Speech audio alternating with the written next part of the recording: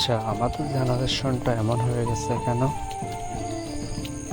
কেউ কারোর সাথে কথা বলে না, সবাই সবার থেকে দূরে, কেউ কাউকে কল দেয় না। একজন একজনকে কল দিলে সবার আগে জিজ্ঞেস করে কি হাল, কি অবস্থা, কেমন আছো, এবং কি পরের প্রশ্নেই বলে ও তো কেন কল দিছিস, কিছু বলবি, কোনো প্রয়োজন? এই কথাটা কেন?